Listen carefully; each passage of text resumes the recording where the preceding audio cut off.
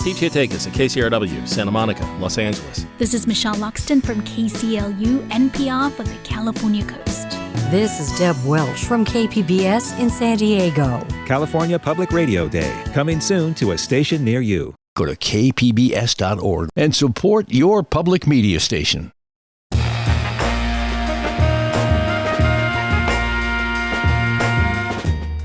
Welcome in San Diego. It's Jade Hindman. On today's show, the legal debate over El Cajon PD's sharing of surveillance data. Investigative border reporter Gustavo Solis joins me to break it down. This is KPBS Midday Edition, connecting our communities through conversation.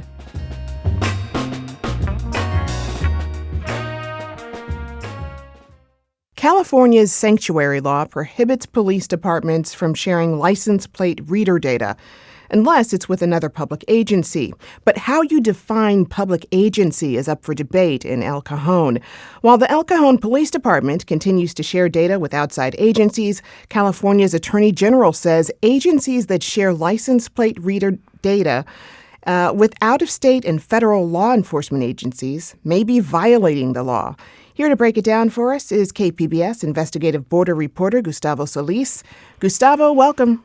Hello, Jade, and hello, Midday listeners. Yes, it's always good to have you on, Gustavo, because Thank you you. always have a good breakdown of things.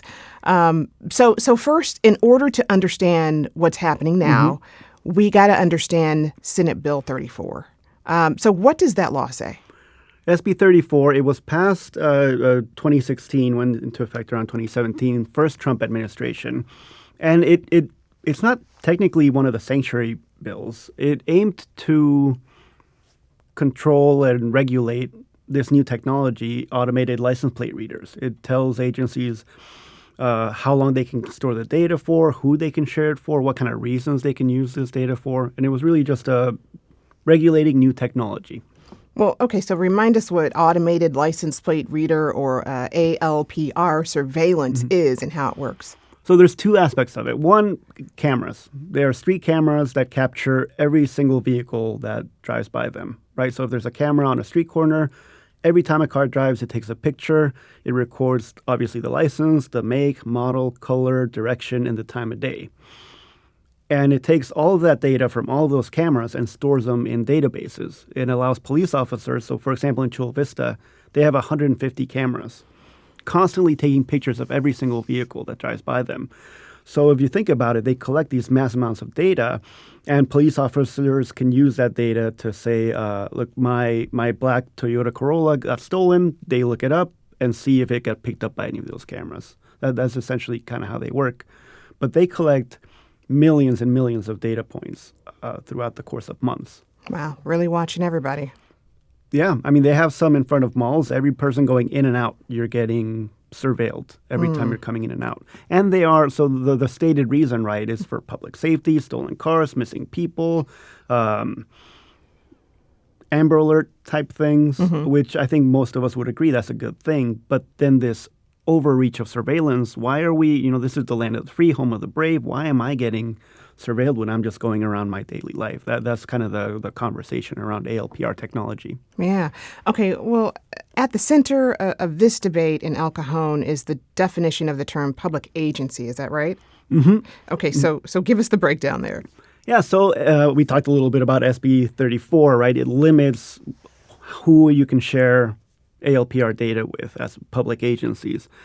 Now, in October of 2023, the Attorney General, Rob Bonta, put out a legal bulletin, a guidance on what this law means. And in that guidance, he specifically identified public agencies to mean public agencies within the state of California. That means public, law enforcement, police departments, sheriff's offices, and explicitly said you can only share this ALPR data with public agencies within California. You specifically cannot share it with out-of-state police departments and federal law enforcement agencies. Most people have kind of agreed to that definition, but some folks are pushing back. The El Cajon Police Department believes that public agencies applies to police departments inside California and outside of California. But they agree that it doesn't mean federal law enforcement. So there is a open debate of kind of what it means, how it's interpreted. And I think what's adding to the confusion now is that in El Cajon, as we'll talk about, they are sharing with out-of-state agencies, and they've been very transparent about it. They had a great conversation with me about it. They've talked to the Attorney General's office about it. And from their point of view, we're doing what we're doing. We're not hiding it. And the Attorney General hasn't stopped us. So, we don't think we're breaking the law. We're not intending to break the law. Wow. Well, you did speak with the El Cajon Police Department. You spoke with Chief Jeremiah Larson. Here's some of what he told you. Mm-hmm. Criminals don't operate within boundaries. If by sharing our information with any other jurisdictions it helps solve crimes, then we want to make sure that officers and investigators in all jurisdictions have access to all legal and available tools. Okay, so when Chief Larson says other jurisdiction, what type of outside agencies is he actually referring to? He gave me an example of a multi-state retail theft ring that they were able to use some of the cameras to identify the suspects of this and eventually arrest them. These are folks that were robbing retail stores in Texas, Arizona, Orange County, LA, throughout San Diego, and in El Cajon. So he was looking into and sharing data with law enforcement agencies like the, Phoenix Police Department, for example. I don't know if that was the specific one, but, Dallas Police, basically local law enforcement agencies in Texas and Dallas they were sharing with. And his argument is that through this type of sharing on this specific crime, they were able to bring the criminals to justice. And to be clear, what does he mean when he says criminals?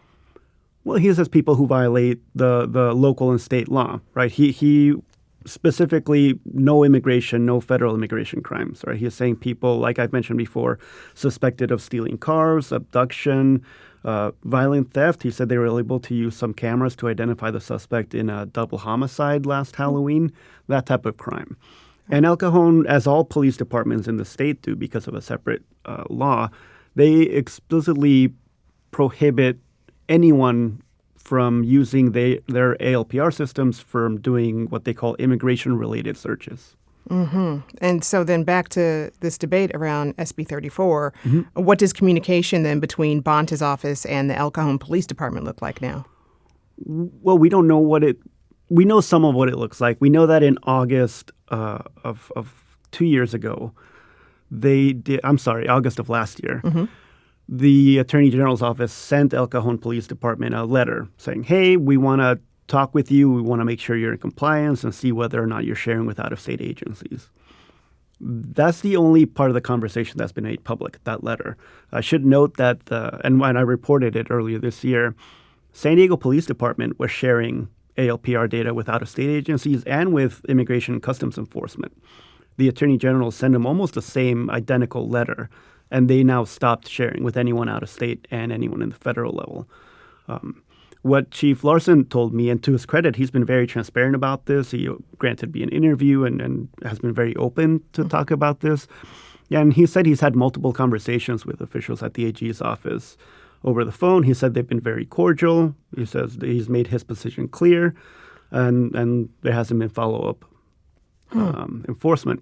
I reached out to the AG's office. They gave me a statement that didn't really say much. Yeah. So, and also there's this controversy over the company that actually provides the license plate readers, Flock Safety.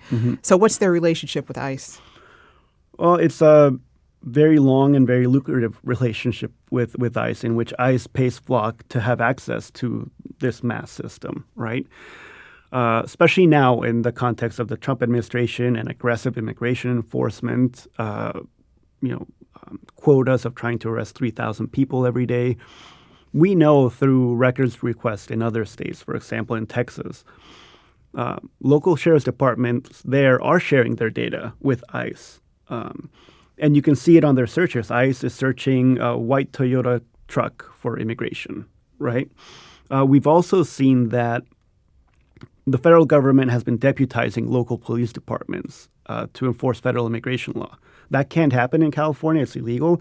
But in a state like Florida, nearly every county in the state of Florida is under this agreement. It's called the 287G agreement, where they receive some trainings and they're deputized to enforce federal immigration law. So then you're seeing those agencies that have been deputized using Flock to search cameras in Texas, Arizona, Mississippi for immigration-related offenses on behalf of the federal government.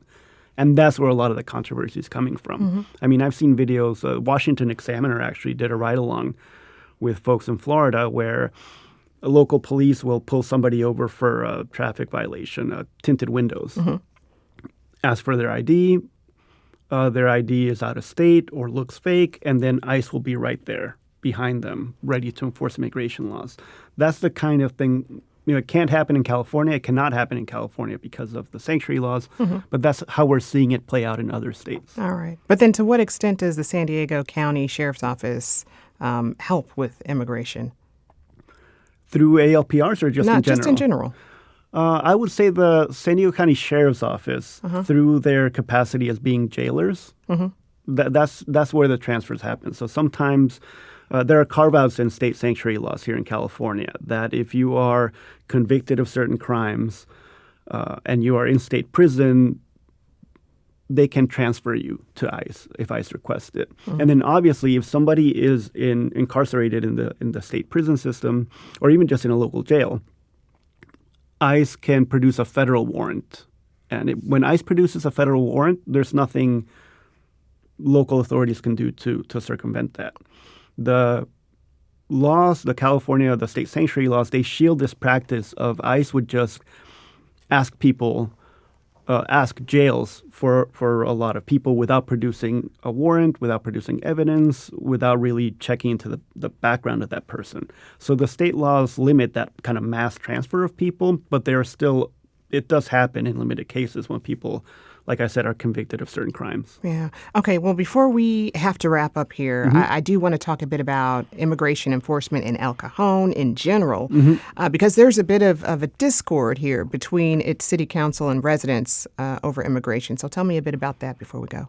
Yeah, it's an interesting situation. El Cajon is a city where almost a third of the residents are foreign-born, but their mayor, Bill Wells, is an eager Trump supporter, right? A big fan of the president's immigration policies, has gone out of his way to meet with Border Czar Tom Homan and introduced, along with a couple of other council members, this resolution in February. Well, he introduced it in January. It was controversial. They had to have 3 meetings for it to pass, but it finally passed in February. The resolution doesn't change the day-to-day operation of what's happening in El Cajon. So if you're listening and you live in El Cajon, know that the resolution didn't change what the police department does. The resolution said that the language is, it declares the city's intent to comply with federal immigration law. It's generally a statement of support for what the president is doing. It's a veiled criticism of state sanctuary laws, but it still says that the local police department has to follow state law.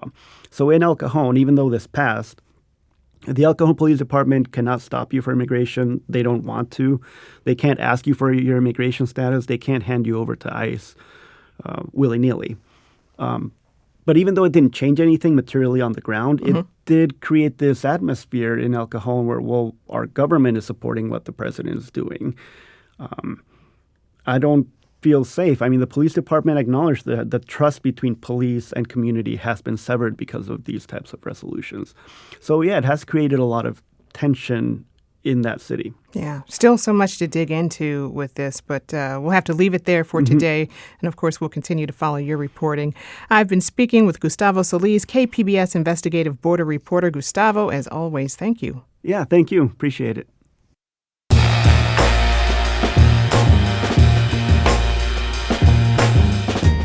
That's our show for today. I'm your host, Jade Hindman. Thanks for tuning in to Midday Edition. Be sure to have a great day on purpose, everyone.